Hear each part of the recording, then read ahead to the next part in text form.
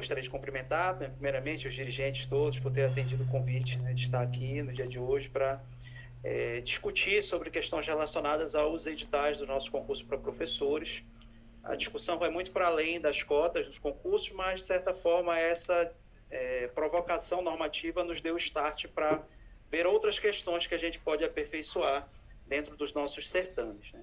Então, queria fazer para além de cumprimentar vocês, cumprimentar também os diretores de faculdade, coordenadores de programas de pós-graduação que também estão presentes. Eu me chamo Ícaro Pastana, sou pró-reitor de Gestão de Pessoas da Universidade Federal do Pará.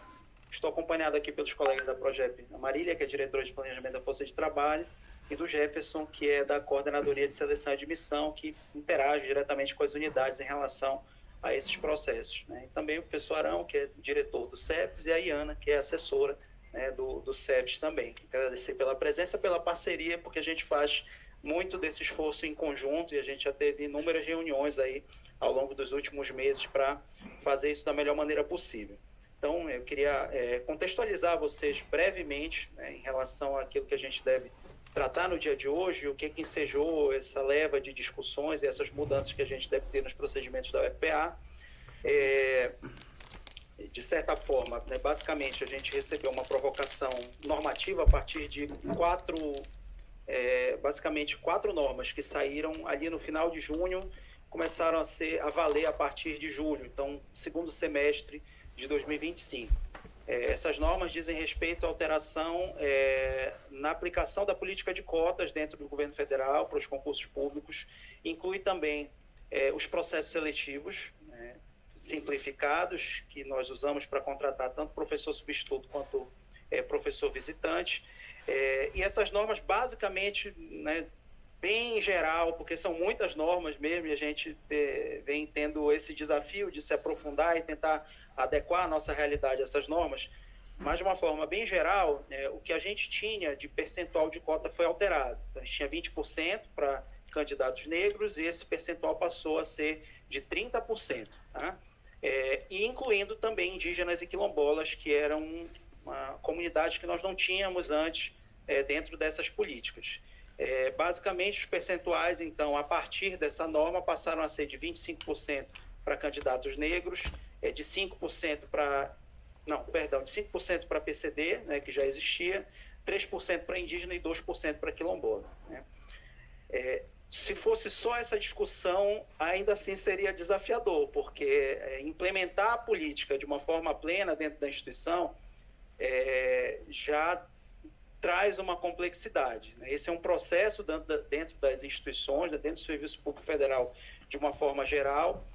A gente tem um fenômeno dentro das universidades que é essa necessidade de hiperespecializar os concursos, o que acaba gerando, de forma decorrente, o fracionamento de vagas e que, de certa forma, acaba depondo em contrário à aplicação efetiva da política de cotas. Então, esse é um ponto que a universidade vem tratando. Ao longo dos últimos anos, nós respondemos a 2 provocações do Ministério Público Federal, cobrando a centralização das vagas dos concursos em poucos editais, em um único edital ou em poucos editais.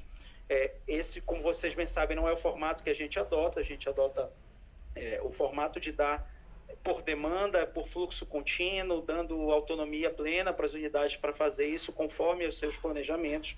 Mas conforme essa pressão foi aumentando, embora a gente tenha respondido justificando o que isso, de certa forma, afeta o estudante da universidade, hoje, com essa normativa, né, esse conjunto de normas que saiu a partir do segundo semestre de 2025, a gente acabou tendo um novo fato gerador e uma necessidade de se adequar. Por ocasião dessas provocações do Ministério Público Federal ao longo dos últimos 5 anos, a gente fez a resposta via reitoria e eles acolheram a resposta da reitoria, né? Então, por isso que nós não adotamos nenhuma providência para além daquilo que a gente já tinha como formato dos certames dentro da UFPA. Mas, como eu falei, a partir das normas novas, esses procedimentos passaram a ser um pouco mais rigorosos e a gente teve que fazer esse ajuste. É importante colocar para vocês que, de certa forma, a gente tinha dificuldade de implementar da forma como a legislação previa, né? E até o momento ainda é um desafio para todas as universidades implementar, né? Como vocês bem sabem, a política de cotas é uma política que ela vem sendo revisada ao longo dos anos. Inclusive, existe dispositivo dentro da lei que diz que olha, essa política aqui vai ser revisada nos próximos 10 anos. Daqui a 10 anos a gente vai sentar para revisar de novo. Então, a gente já passou por uma primeira revisão e a partir dessa primeira revisão a gente teve essa leva de normativas aí que induziram a gente a ter um novo momento de adaptação. E daqui a 10 anos vamos ter de novo, ou antes devemos ter de novo. Então, o que eu quero dizer para vocês, não há consenso nem na metodologia em relação à aplicação dessas cotas, dentro do próprio governo federal. Se vocês olharem a instituição normativa que versa sobre isso, ela dá opções para a gente. Ela diz, olha, você pode aplicar aqui a lista tríplice, você pode aplicar sorteio, desde que você aplique alguma metodologia. Então, não existe... Até existe uma predileta, porque a gente sabe que já reuniu várias vezes com o Ministério Público depois disso e com outras universidades, mas não existe uma determinação de que seja feito de uma forma, porque a própria administração reconhece que não existe a forma perfeita de fazer. Então, esse é um esforço empírico também na universidade de tentar encontrar um caminho que seja justo, em termos de justiça social, possa, de fato, mudar o perfil do servidor que entra aqui dentro da universidade e em todas as outras universidades. A gente bem sabe, se a gente analisar o perfil do corpo docente que a gente tem, que ele tem, sim, uma cara que não é essa cara, né, que a política busca trazer para dentro da universidade. Então, a gente entende que realmente é necessário ter ferramentas para que a gente possa efetivamente alcançar esses resultados e que, de fato, a gente não tem. Tá? Então, basicamente, a partir dessas normas, o ponto fundamental é o seguinte, a gente não tem como fazer com que aconteça essa política de cotas se a gente não tiver um quantitativo razoável de vagas dentro dos editais. Ou seja, a decorrência lógica e prática da gente implementar a política de cotas é que a gente precisa centralizar o procedimento todo. E digo para vocês que isso vem sendo mais trabalhoso do que, enfim, delinear a política em si dentro dos nossos editais ou fazer uma proposição de ajuste das nossas resoluções. Unificar isso, considerando que existe toda uma cultura de provimento que é descentralizada, vem sendo, como eu falei, esse desafio, tanto para a Progep, como para o CEPES, como para a Proplan, né? A gente entende que tem lado positivo, isso para além da gente conseguir implementar as cotas de forma plena, a gente consegue também ter janelas para poder fazer um planejamento melhor dos processos seletivos, contar também com a expertise do CEPES em relação aos procedimentos de fiscalização de prova, que hoje, em boa parte, são concentrados na mão dos professores que compõem essas bancas. Então, isso são coisas que a gente pode melhorar a partir de agora. Inclusive, abrir período para fazer formação dos nossos fiscais, formação das nossas bancas, o que hoje não é possível, porque como a gente tem fluxo contínuo, a equipe da CSA lá na Progep toda hora está tendo que correr atrás de urgência de publicar edital, de publicar resultados, né? Então, de certa forma, a gente acaba conseguindo organizar o planejamento de provimento da universidade para os professores, que era algo que a gente tinha muita dificuldade de fazer. Tá? Nós tivemos algumas interações com o Ministério Público Federal, como eu falei, e a partir daquilo que a gente teve de reunião, tanto com o grupo de trabalho que foi montado no âmbito da universidade para tratar sobre isso, mas também com interações com o Ministério Público e com outras universidades. Né? Essa semana a gente teve reunião com a Universidade Federal da Bahia, que é uma referência para a gente. Já tínhamos tido interlocução também mais direta com a Federal de Pelotas e também com a Univasf, que é a referência que o Ministério Público Federal vem aplicando, né? E estamos aí compelidos num trabalho a partir desse GT para tentar montar esse modelo novo de edital. Então, o GT é integrado pela Progep, pelo CEPES, pela Proplan, pela Procuradoria, pela PROAS por meio da Diretoria de Acessibilidade e pela Diverse e também pelos representantes das unidades, no caso, por Belém, quem representa é o professor Arnaldo, né? E pelo interior, quem representa é o professor Assim. Nós temos também a participação do professor Carlos Pires, que é assessor EPTT da reitoria, né? Então, basicamente, o contexto é esse. O que eu queria colocar para vocês ainda, né? Antes de passar a palavra para a Marília, que vai fazer uma apresentação mais detalhada das questões que a gente deve tratar. Essa centralização da logística implica em nós termos, a partir de agora, janelas para fazer os nossos certames. Então, a gente não vai ter mais toda aquela liberdade que a gente tinha de planejar da forma como a gente achava que dava para planejar. Muito provavelmente, isso não está definido ainda, porque a gente precisa ver como é que a coisa vai decorrer. Nós devemos ter 2 janelas para poder fazer, por exemplo, os certames de PSS, né, de substituto visitante. A gente deve ter uma abertura no primeiro semestre, uma outra abertura no segundo semestre, assim como o do efetivo, né? Mas daqui a pouco o professor Arão vai falar um pouquinho sobre essa questão, né, do cronograma, questão de orçamento, coisas que a gente vai ter que arcar também daqui para frente, já que a gente tem a pretensão de trazer novos fiscais para dentro desse processo, existe um custo e tudo mais, né? Então, em relação a essa centralização e a nova logística dos concursos, primeiramente, a gente está fazendo, já praticamente concluiu já os ajustes dentro do nosso edital modelo, né? A prioridade maior, evidentemente, é o edital do professor substituto. Também a possibilidade de aplicação das provas objetiva e escrita por parte de fiscais do CEPES, não necessariamente os professores que integram as comissões examinadoras, porque a gente entende que não é uma necessidade, é algo que acaba sobrecarregando o professor que factualmente precisava estar ali, por exemplo, na prova didática, onde é necessário que ele faça essa avaliação, né, presencialmente do procedimento, mas não é necessário dentro da prova escrita e da prova objetiva, por exemplo, né? Então, esse é um ponto da centralização, né, inclusão dos fiscais, como eu falei, possibilidade de anonimização dos documentos dos candidatos, né, uma questão de segurança jurídica, o que a gente vem vivenciando em termos de recurso, tanto em nível das unidades, PROGEP, mas também em nível de Conselho Superior. A gente vê que uma boa parte desse recurso dizem respeito a questionamentos em relação à banca, em relação à proximidade ou não, o fulano que foi orientador, o fulano que deu aula para o ciclano, né? São questões que, inclusive, a gente já venceu em termos de consenso dentro dos conselhos superiores, mas são os pontos que normalmente são tidos como pontos de fragilidade quando esses processos vêm a ser judicializados. Então, de certa forma, fazer um procedimento unificado, por exemplo, marcar um dia só para fazer as provas, isso é possível fazer, a gente dá prazo para que os elaboradores façam a elaboração das provas e depois a gente pode tomar um dia, como a gente faz no concurso do técnico administrativo, um domingo, por exemplo, para fazer aqui no Mirante do Rio, encaixaria com certeza toda a demanda de um edital dentro dessa possibilidade. Então, questões logísticas que melhoram a eficiência, né, do processo aqui dentro da universidade e a segurança jurídica também. Incluímos também novas hipóteses de eliminação e fiscalização do concurso que não existiam dentro do certame. Então, por exemplo, situações até em relação à identificação da pessoa que vai prestar a prova.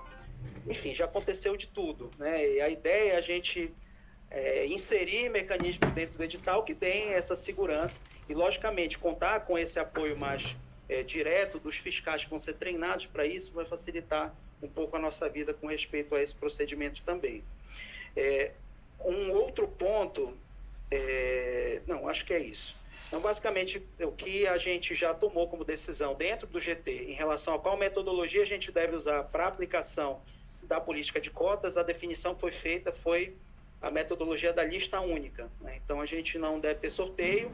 Essa é a metodologia, como eu falei, que vem sendo induzida pelo Ministério Público Federal, né? E, basicamente, daqui a pouco a gente pode explicar para vocês como é que vai funcionar. Essa foi uma deliberação importante que já foi tomada. No futuro próximo, a gente precisa fazer alguns ajustes de resolução. Então, por exemplo, tem pontos que existem dentro do regramento da UFPA que, de certa forma, não batem bem com esse mecanismo de centralização. Então, por exemplo, hoje nós temos recursos com efeito suspensivo. Isso é muito ruim para a gente, né? Quando a gente tem algum tipo de problema, algum recurso, esse recurso ele pode bater lá no CONCEP, inclusive, e demorar meses para resolver o problema, né? Então, o ideal seria, como em qualquer concurso público que a gente vê por aí, que a gente tenha instâncias recursais específicas para a finalidade daquele concurso público, né? Então, se vocês lembrarem de qualquer outro concurso, seja fora aqui da universidade ou fora de universidades federais, vocês vão ver isso acontecendo. Então, isso daria um pouco mais de celeridade para a gente. A ideia seria instituir comissões permanentes de avaliação desses recursos.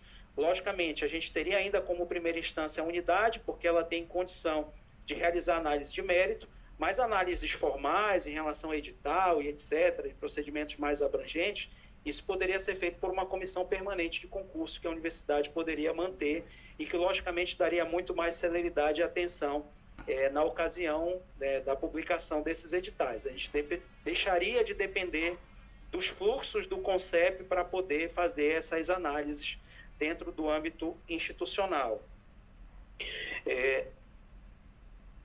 Basicamente, eu acho que é isso que eu tenho para adiantar para vocês. No mais, a gente vai para a apresentação e depois trata da questão do nosso cronograma, abre para dúvidas e contribuições de vocês também. Importante mencionar que a gente, além de ter tido reuniões do GT, tivemos reuniões diretamente com a Proplan, diretamente com a Diverse, diretamente com o CEPES várias vezes, inclusive com os representantes, com os dirigentes de Belém a gente já teve reunião, os dirigentes do interior também, no último fórum de Bragança nós já reunimos e colhemos aí algumas sugestões. Importante colocar para vocês que nenhuma metodologia vai ser perfeita, tem prós e contras, mas a questão é que agora a gente tem aí um imperativo muito maior em termos de adequação à política e a gente precisa entender qual é o meio termo que a gente consegue encontrar e uma transição que seja mais fluida e menos problemática dentro desse relacionamento das unidades e da administração, dos órgãos suplementares. É isso. Então, eu vou passar a palavra para a Marília para a gente fazer uma breve apresentação dos pontos mais importantes. Obrigado.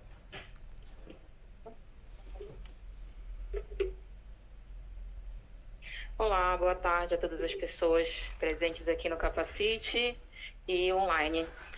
Eu vou fazer um breve apanhadinho, porque, como o Ícaro comentou, a gente já conversou nos fóruns dos dirigentes, mas também tem alguns colegas que não estiveram nesses fóruns, e para a gente relembrar do assunto de modo geral,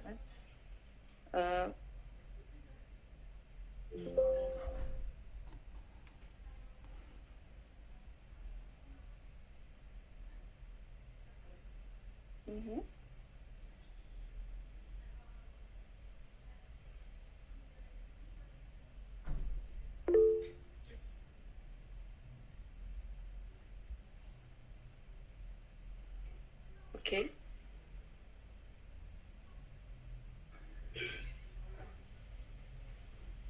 Bem, primeiro mostrar para vocês de que legislação nós estamos falando. Nós tínhamos a legislação anterior de cotas que foi substituída por uma legislação agora de 2025. Certamente vocês observaram que estão represados concursos de junho para cá, junho de 2025, porque essas normativas foram aprovadas nessa época, Foram publicadas nessa época. Primeiro a legislação, o decreto e a instrução normativa, que ela vem dando mais detalhes práticos de como aplicar as novas cotas, certo?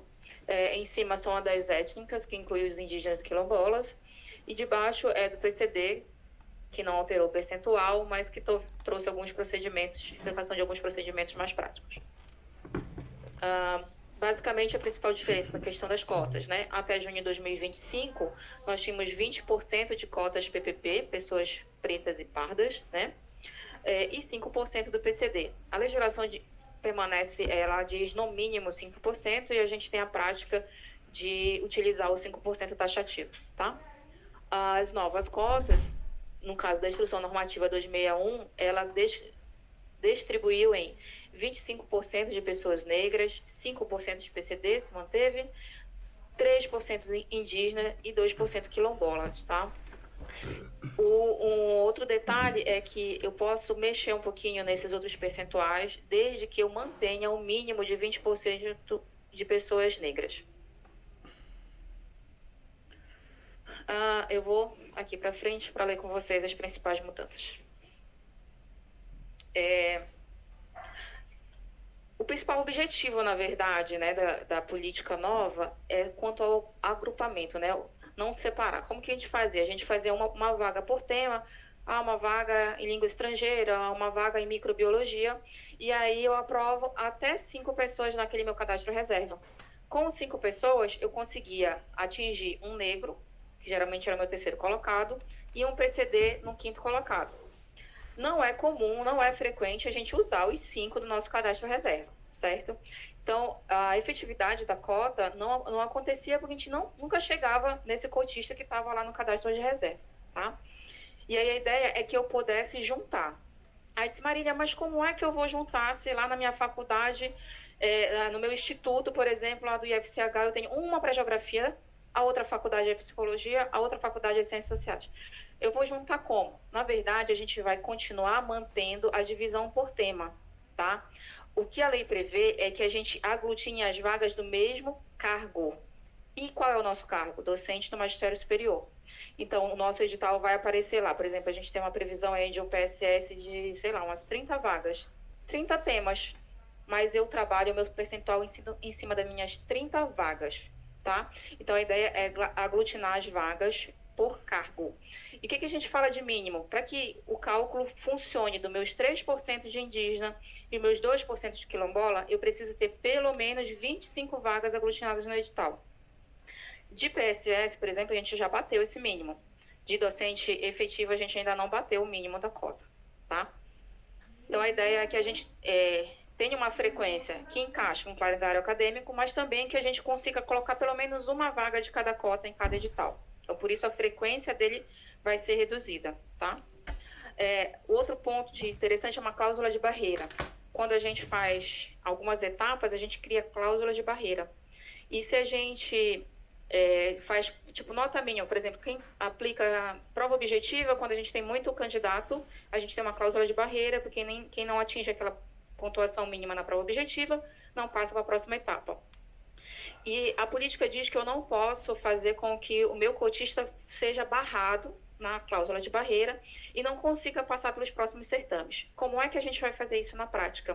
A gente vai fazer as nossas bancas de confirmação antes das provas, para que a gente já saiba quem são os cotistas, aonde tem essas unidades e a gente atenda a esse quesito da cláusula de barreira, tá? E agora a pessoa pode concorrer, né, em mais de uma cota. Por exemplo, eu posso ser um cotista PCD e um cotista quilombola, tá? E aí, quando eu for aprovado, vai ser considerado onde eu tenho maior percentual, tá? Um outro ponto de mudança era que se você se inscrevia como cota negro, por exemplo, você tirava a melhor nota do processo seletivo. Você disse, eu estou no primeiro lugar, então eu não preciso entrar como cotista, eu vou me considerar ampla e não vou para hetero, né? Era o que a gente chamava o procedimento na época. E aí, se você se inscrevia como cota, queria entrar como ampla, tinha nota como ampla, mas você não ia para hetero, que é presencial, e aí, às vezes, aquele candidato que é de outro estado disse assim, não vou viajar de novo, só para hetero, ele era eliminado do certame. E agora não tem mais isso, tá? Se ele não comparecer na banca de verificação de qualquer dessas cotas, ele continua, desde que seja ampla e tenha nota para passar como ampla, tá? Se este cotista passou pela sua confirmação de cota e tudo mais, mas ele ainda é o primeiro lugar, ele é nomeado como ampla concorrência. Por que eu faço isso? Porque eu possibilito que alguém que está lá no final da minha fila da cota entre para... Entendeu? Certo? Outra proposta é uma vacância. Por exemplo, eu nomeei o indígena. Por qualquer motivo, essa pessoa não tomou posse, ou tomou posse e passou um outro concurso e logo pediu exoneração. Se eu ainda estou dentro do edital, eu ainda tenho candidato, a proposta é que eu supra aquela vacância com o mesmo tipo de cota, né, dentro das possibilidades, porque a gente sabe que, às vezes, em um tema eu não vou passar várias cotas, mas a solicitação é que a gente se esforce para que a gente mantenha aquela vaga para aquela cota, tá? E quanto ao uso do cadastro reserva, a gente aplica ainda a proporcionalidade e alternância, tá? E existe um espaço para medidas adicionais, que foi isso que o Ícaro comentou. Existem possibilidades de metodologias e como ainda não tem muitos modelos práticos, por exemplo, a UF da Bahia, ela já abriu um edital que ainda não se encerrou, então, por exemplo, ela não tem como nos dar uma ideia de como funcionou a convocação, a ordem de convocação, a nomeação. O pessoal está assumindo, está judicializando. Ela abriu o segundo edital agora, né? Então a gente não tem nenhum case aí para seguir. Por isso, há espaço para a gente pensar metodologias e pensar medidas adicionais. Uma delas, que a gente começou a discutir no GT, é a ordem de convocação. Por exemplo, a gente abre um concurso de 25 vagas e aí eu vou prever já lá no edital, vai aparecer lá uma vaga para um quilombola, certo? Digamos que nesse universo de 25 temas eu tenho aí cerca de 70 aprovados, né, juntando todo mundo. Dos 70 aprovados eu tenho um único quilombola. Aí eu pergunto para vocês, eu vou mostrar, a gente fala da lista única. Eu vou ranquear por nota todas as cotas numa lista única. Digamos que este quilombola seria o terceiro colocado do concurso de língua portuguesa. Primeiro colocado, uma ampla concorrência. Segundo colocado, uma pessoa negra. Terceiro, um quilombola. E aí, o colega do segundo colocado, que é o negro, vai estar ranqueado lá na minha lista única antes do meu quilombola. Existem modelos, por exemplo, que se é pela nota, na lista única, quem é que vai entrar? É a pessoa dita negra, né, que é segundo colocado. Mas se eu sou o único quilombola, eu só passei neste tema de língua portuguesa, o meu edital está dizendo que eu tenho uma vaga para quilombola. Eu não vou nomear o único quilombola que passou no edital inteiro. Então, são situações práticas que ainda não se apresentaram para que a gente possa pensar se a gente vai escalonar. Primeiro, vou nomear as cotas, depois os amplas, né? Então, essas questões práticas a gente ainda não tem cases para saber como fazer.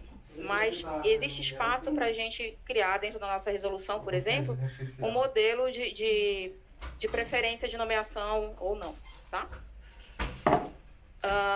Com relação a como funciona a reversão escalonada das cotas, é o seguinte, por exemplo, a frequência de inscritos negros já não é tão grande. Indígenas e quilombola, especialmente nesse primeiro ano, deve ser também uma frequência baixa. Então, se eu não tenho nenhum inscrito quilombola, o que eu faço com meus 2%? Eu aglutino com meus 3% de indígena e aumento o meu percentual para 5% de indígena. Não tenho indígena, mas tenho quilombola, faço o movimento contrário. Aí eu passo 5% para quilombola. Não tenho quilombola, não tenho indígena, passo a ser 30% das cotas para negros, PPP, tá? E aí, só se eu não tiver PPP e não tiver os 5% do PCD, é que essas vagas vão para ampla, certo? Procedimentos de confirmação. O do PPP continua como era, as pessoas negras. No momento da inscrição, a pessoa sinaliza, opta pela cota e vai acontecer a banca de confirmação presencial, tá? PCD, digitaliza seus documentos médicos que estão descritos lá no edital. Passa primeiro por uma banca documental para que a gente não precise trazer uma pessoa que às vezes tem muita dificuldade de mobilidade direto para cá, para uma perícia médica. Primeiro faz análise documental. Houve dúvida sobre essa análise documental, chama-se para uma banca presencial. Tem que passar na Quem não passou pela presencial, que horas mostra o documento médico, vai passar por uma perícia admissional. Na PPP que ela disse. Passou pela perícia, confirma as documentações e a questão do PCD, tá bom? Pretos e pardos. Indígena Pessoas e pretas e pardas.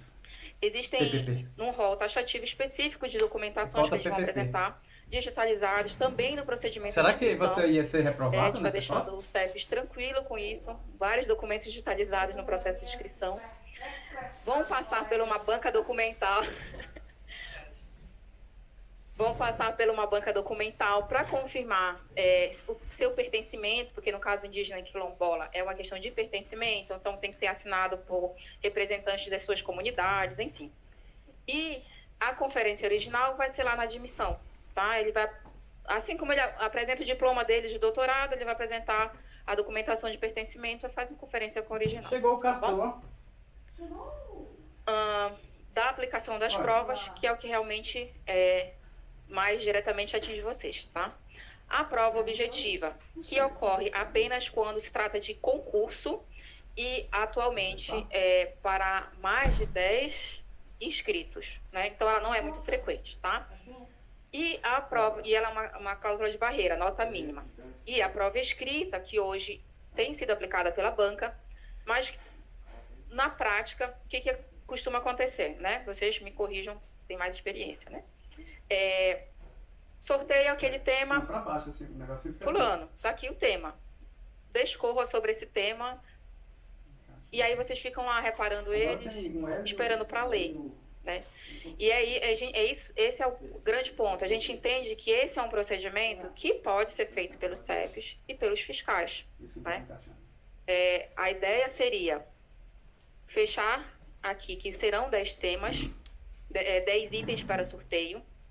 Todo mundo ficaria com o mesmo item, quantidade de itens.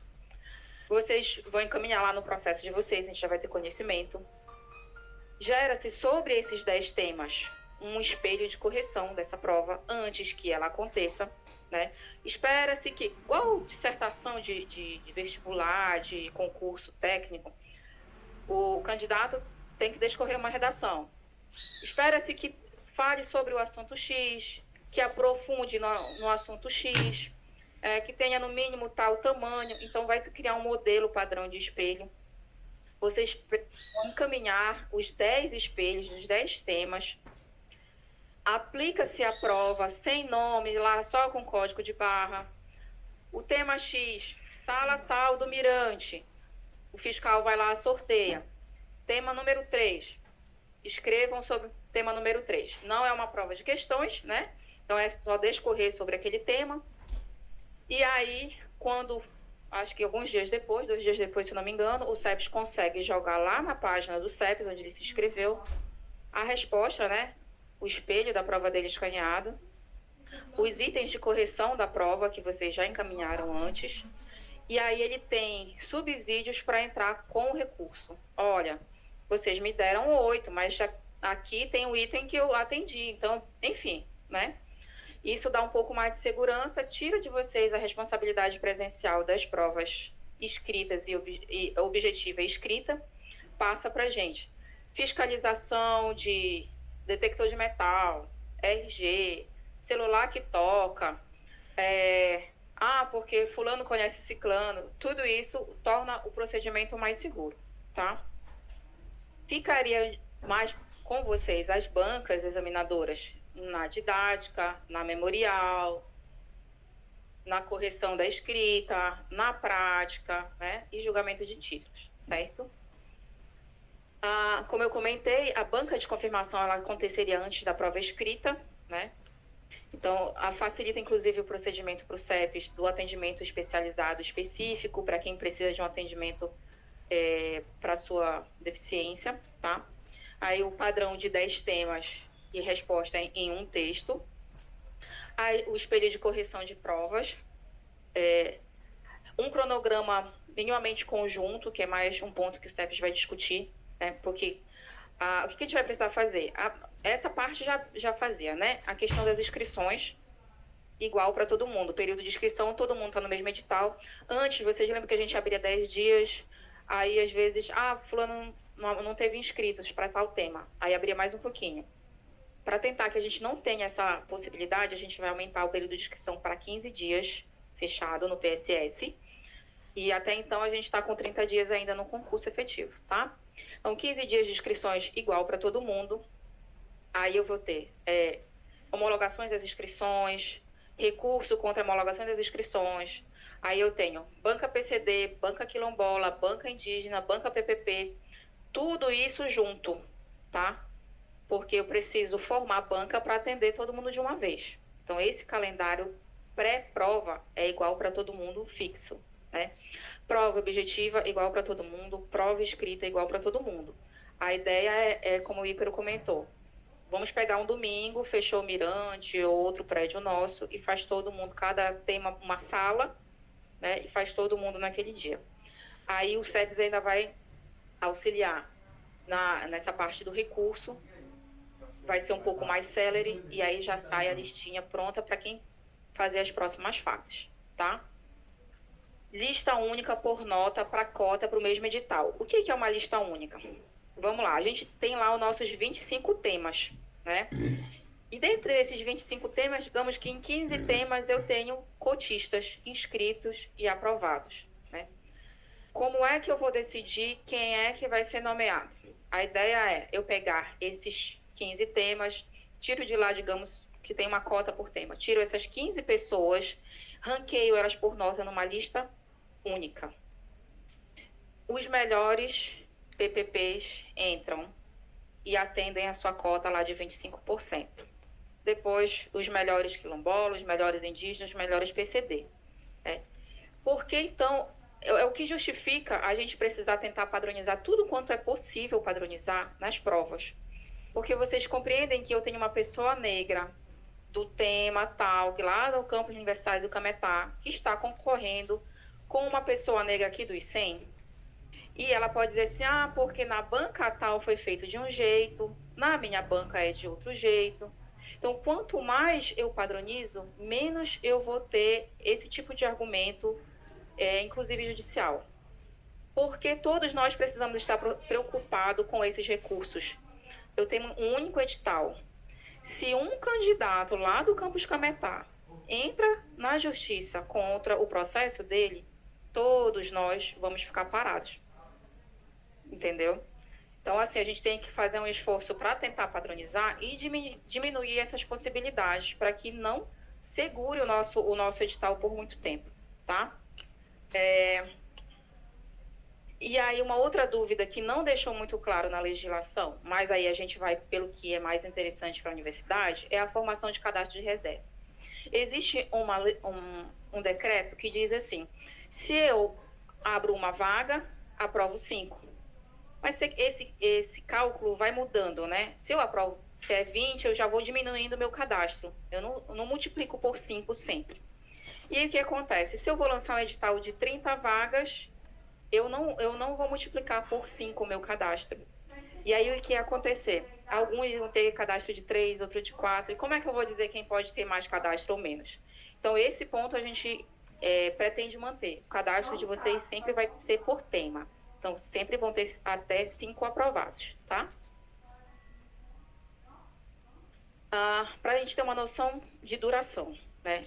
Tem os procedimentos pré-concurso, o que passa por dentro da unidade de vocês. Aciona para o plano, reúne a congregação, o conselho da unidade para decidir sobre o destino daquela vaga e tudo mais.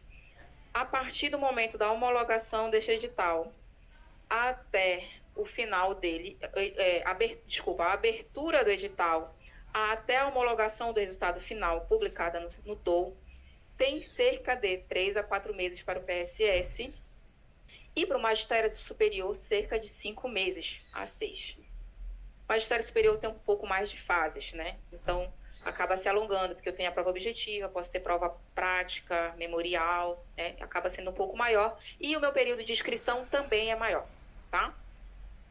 Eu estou já adiantando para vocês, porque vocês sabem que nós estamos em ano eleitoral, e aí a gente tem um prazo bem apertadinho para conseguir trazer docentes para a universidade esse ano. Se eu não me engano, é 3 ou é 4 de julho.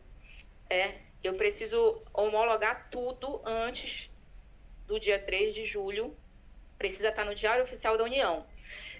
Se está no Diário Oficial da União até o dia 3 de julho, a gente consegue contratar esse docente substituto, tá? O docente magistério superior, certo? Só para apaziguar o coração de vocês.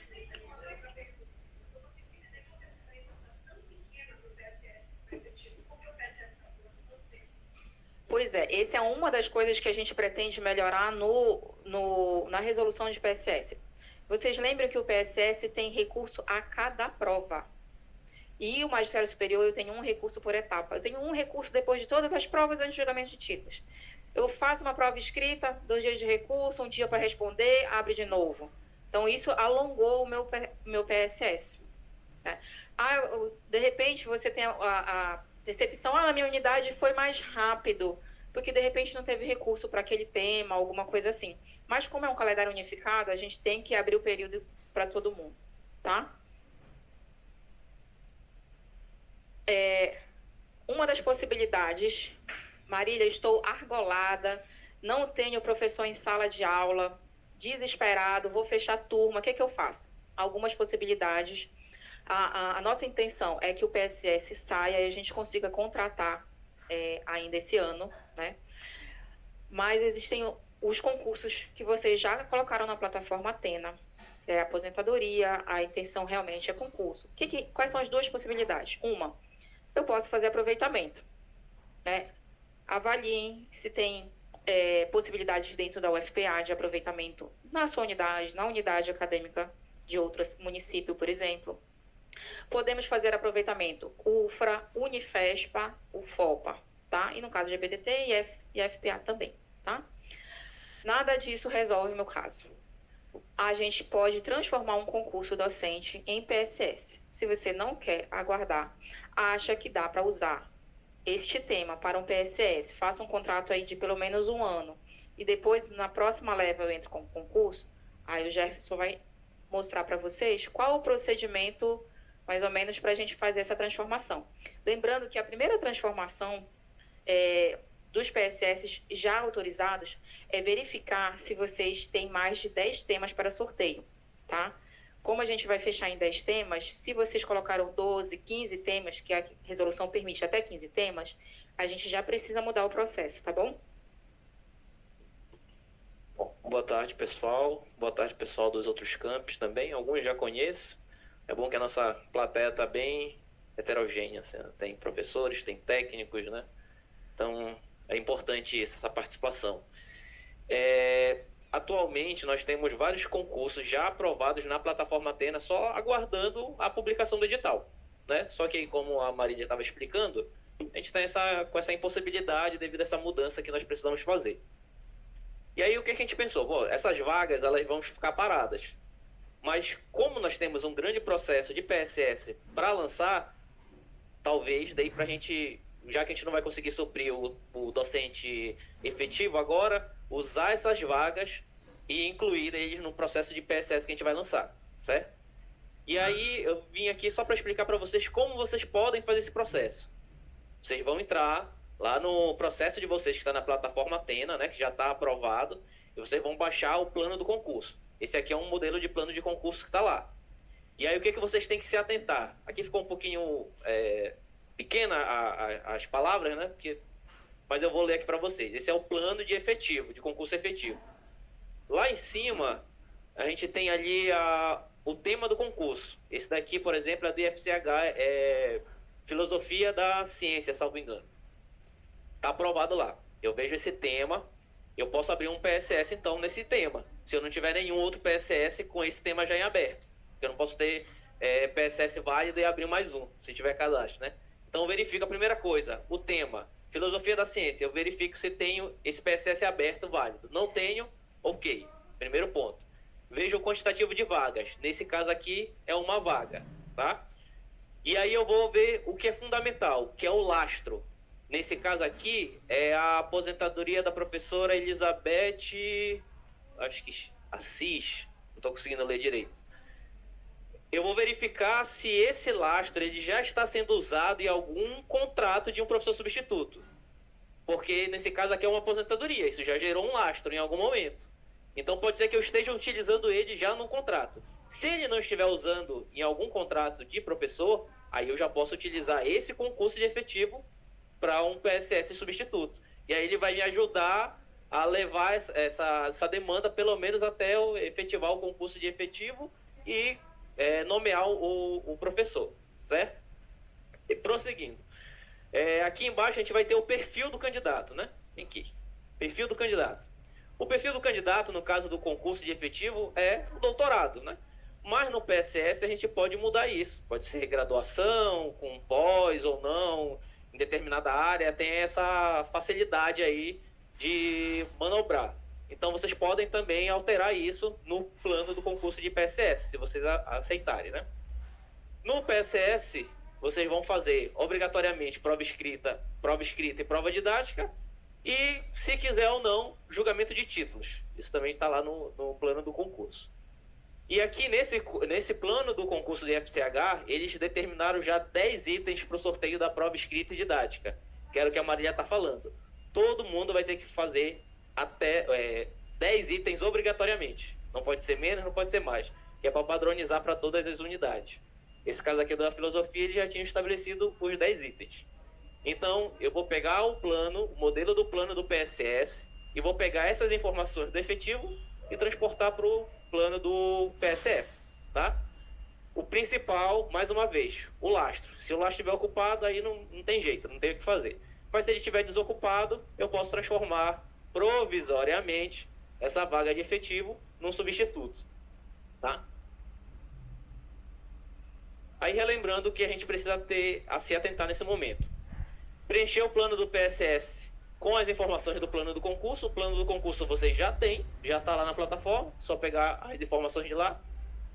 Os itens da prova escrita e didática, obrigatoriamente 10 itens.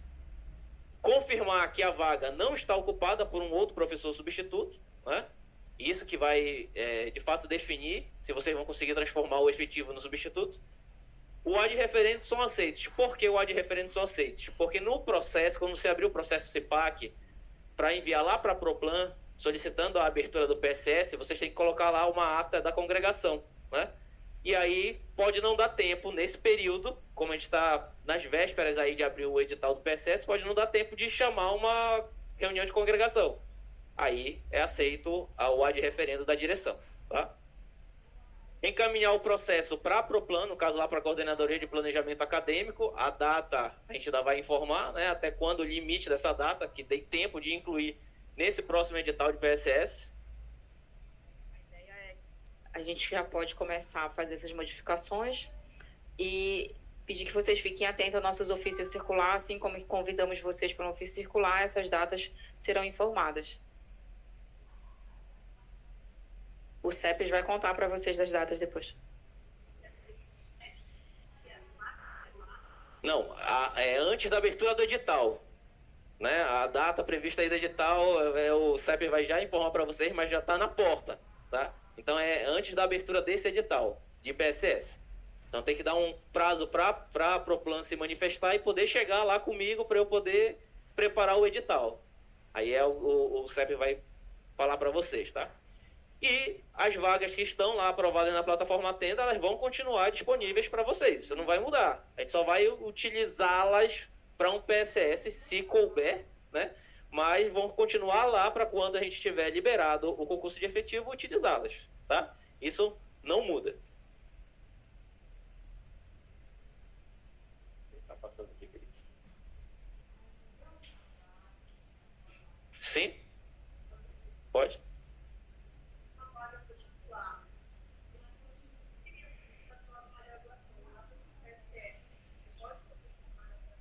No caso do titular, que a gente já está trabalhando no caso lá do IG, esse é um concurso muito sui generis, ele é único, né? Ontem a Proplan estava dizendo que são 5 vagas que a gente tem em toda a UFPA.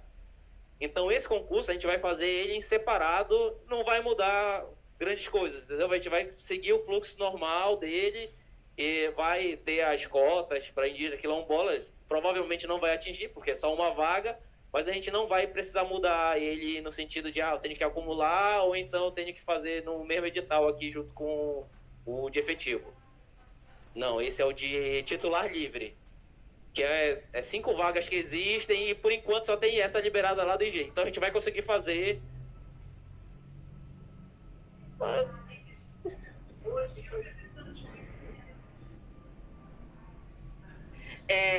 Do titular livre, a revisão do edital foi finalizada hoje, a primeira versão.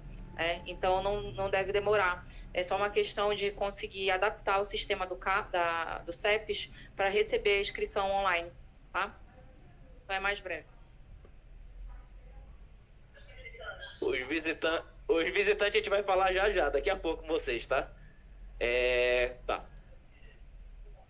Só um momentinho. O pessoal do online pediu que a gente, na ocasião das perguntas, que a gente falhe o microfone, para eles saberem o que está sendo perguntado também. Obrigado. Bom, e aí, isso daqui é só para relembrar para vocês, isso daqui é até um slide que eu uso lá no curso de formação das bancas, que é só para vocês terem noção do que é preciso, como é o fluxo para gerar o PSS, né, como ainda era, e a gente vai continuar mantendo.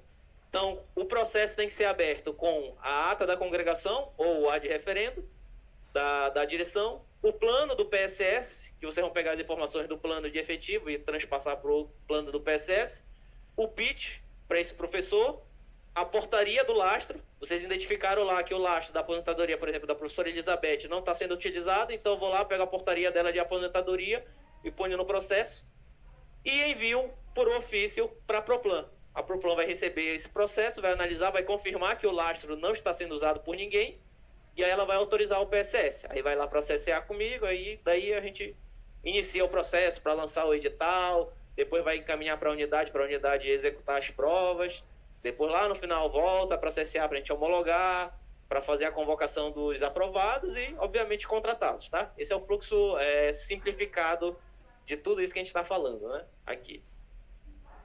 E aqui, só para conhecimento de vocês, atualmente na plataforma Athena, eu tenho todos esses concursos autorizados para efetivo.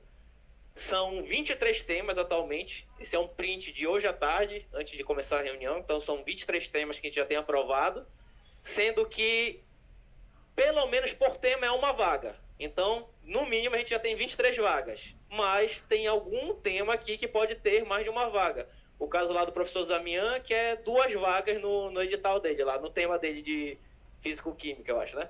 São 2 vagas. Aí aqui não aparece como 2. Mas então a gente já tem pelo menos 24 vagas lá, tá?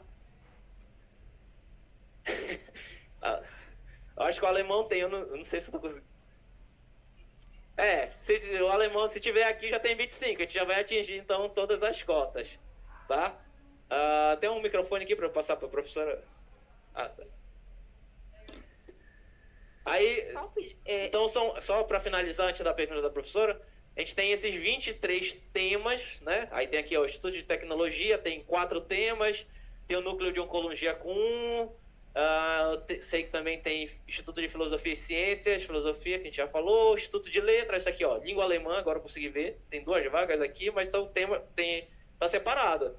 Então, são 2 vagas, mas estão aparecendo como temas separados. Então tem 24. Mas aqui chegou pra gente 2 processos, eu não sei o que aconteceu aí.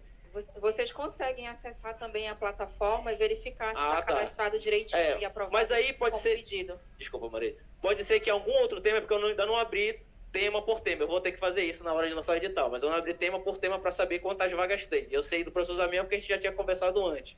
Mas pode ser que tenha algum outro tema que tenha mais de uma vaga no mesmo processo. Aí talvez a gente atinja os 25, né? Acho que o de análise não, professor. Eu só tinha visto o de físico-química de vocês. Aí tem, aqui tem do turismo, eu consigo ver aqui. Tem das ciências médicas, ciência da saúde, exatas naturais, só tem físico-química, professor, por enquanto. Então vai chegar, né? Até a abertura do edital já deve estar aí, a gente vai atingir. Aí tinha a pergunta, né, da professora. A gente já está encerrando a apresentação, aí a gente consegue organizar melhor as perguntas bem rápido, tá? Só para falar das providências que ainda serão tomadas, tá? A capacitação obrigatória para a banca, que entra dentro do cronograma de trabalho do edital. Então, haverá uma fase de entrar com o processo, montar a banca, e essa banca vai ser chamada para essa capacitação, obrigatória pelo menos nesses primeiros editais, tá? Padronização dos documentos e procedimentos, atas, provas, tudo no mesmo modelo. A possibilidade de abrir depois para uma banca híbrida. Meu membro externo não pode vir, não tem como custear. De repente a gente consegue já. A resolução atual não fala nada sobre o assunto, então de repente a gente pode criar essa possibilidade. A periodicidade de editais, né? Como a gente precisa acumular, serão 1 ou 2 por ano, tá? A sugestão de temas mais abrangentes, porque se eu diminuo a minha frequência do concurso, e às vezes acontece a pessoa pedir uma exoneração porque vai para outro lugar e pronto. E aí eu vou esperar mais um semestre para abrir um edital, para passar um semestre de prova, passar um ano sem docente. Então, de repente, editais com temas um pouco mais abrangentes possibilite o aproveitamento dentro da tua unidade ou da unidade do colega, tá? E definir a ordem de convocação, que é aquilo que eu falei para vocês, que a legislação não deixa claro e a gente também não tem um modelo de como fazer. Se a gente primeiro nomeia as menores cotas, primeiro os quilombolas, depois indígenas, depois PPP e depois ampla, ou se a gente vai simplesmente pelo ranking de nota, tá? E algumas modificações nas resoluções, também já deixo sensíveis a todos que participam para que a gente pense em possibilidades de melhorar o procedimento, tá? Então, a inclusão de uma comissão permanente para o edital docente, tá? Não mudaria, então, integrantes como o CEPES, a PROGEP fariam parte, especialmente da parte recursal de procedimento, né, que nos cabe muito mais do que as bancas examinadoras, tá? suspensão do efeito suspensivo de recurso. Então, toda vez que eu tiver um recurso, eu vou parar todo o meu edital, né? E às vezes é um recurso de um tema de um grande edital, né? Ajuste dessas instâncias recursais.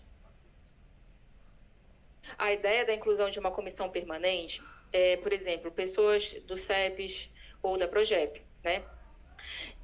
Ser uma instância de recurso, em vez de eu ter que levar para o CONCEP, que tem uma agenda específica de reunião, né?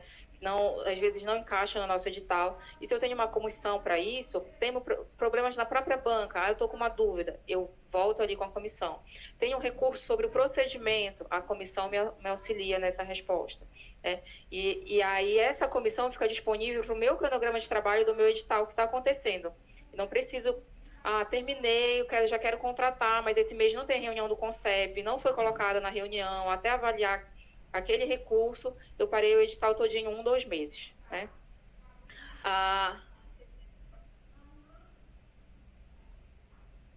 Sobre o recurso? É porque parece simples, mas não é, né? Então, vocês estão dizendo, então, que será criada uma comissão permanente, né, para o edital, em particular para tratar desses recursos que tratam sobre aspectos procedimentais e não didáticos, didático-pedagógico, científico, seja o que for, e na presença de um recurso sobre um tema qualquer, seria uma espécie de... Essa comissão cumpriria um papel de apoio técnico para as respostas que precisam ser dadas naquele recurso. É isso? Também. Exato. Só uma parte, perdão, Marília. Talvez a gente não consiga aplicar agora porque a gente depende de ajuste da resolução em relação a isso. Mas a ideia é fazer como a gente tem no concurso técnico administrativo. Existe uma comissão que dá as diretrizes gerais do concurso e essa comissão é acionada sempre que tem, inclusive, problemas grandes com o Ministério Público, com a Justiça e etc. Então, esse é um ponto de fragilidade do concurso docente. Ele não tem essa figura. Ele depende de reuniões do CONCEP para tomar determinadas decisões que são mais complexas, importantes, e a ideia é desobrigar o CONCEP de ter participação ordinária dentro dos concursos. O CONCEP pode ser acionado? Sim, porque a lei do processo administrativo diz que a gente pode subir de instância. Só se o interessado quiser recorrer a uma instância superior, digamos. A questão é a seguinte, nós temos muitos editais de concurso que indicam o seguinte, a gente dá qual é o delineamento todinho de como funciona o procedimento recursal e ele morre em uma determinada instância. A própria normatividade que trata, por exemplo, o procedimento de confirmação, que era a antiga heteroidentificação, ele diz o seguinte, eu posso montar uma comissão, a comissão vai avaliar a pessoa se ela é negra ou não, depois vai ter uma comissão específica recursal e dali para frente não cabe recurso. Então, o próprio edital deve dispor sobre o procedimento recursal. O que não é cabível, o que não é razoável, é que a gente tenha uma dependência de uma instância que se reúne todo mês, que nem sempre vai conseguir pautar tudo. Isso vem recaindo sobre câmaras muito específicas. Qual a questão? A gente pode trazer as pessoas dessas câmaras para compor, inclusive, a comissão do concurso público, os que têm mais experiência. Porque, no final das contas, muitas vezes, acaba sendo pro forma a aprovação do CONCEP. Essa é a realidade, né? Quem analisa isso uma pessoa, 2 pessoas, é o relator, é alguém que já tem mais experiência com aquilo, né? E como eu falei, como nós temos alguns pontos já pacificados dentro do CONCEP, isso poderia ser transferido para essa competência dessa comissão específica, assim como acontece no concurso TAI. Logicamente, dúvidas e questionamentos em relação à aplicação de prova e questões de mérito serão resolvidas dentro de uma instância na unidade, porque o próprio CONCEP tem dificuldade de responder esse tipo de questão. E veja, conforme o recurso vai subindo nas instâncias recursais, é natural que as decisões se atenham muito mais à forma do que ao mérito. Por quê? Porque não compete muito bem. Vamos dizer que o consumo tem que tomar uma decisão. Ele não sabe exatamente o mérito da disciplina, a especificidade daquela área científica, né?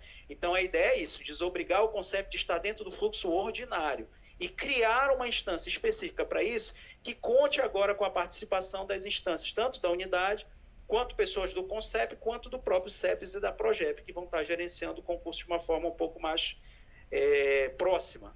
Essa é a ideia, professora Eliana. E o último ponto é o ajuste das fases do PSS. É exatamente aquilo que eu mostrei para a professora Aline, que tem talvez muito recurso, né? Então, organizar o PSS para que o último S realmente seja de simplificado, né? E é isso. O CEPES ainda tem algumas coisas a colaborar. Eu não sei se a gente abre para uma ou duas perguntas que já tinham colocado. Certo. Então, por favor. É coisa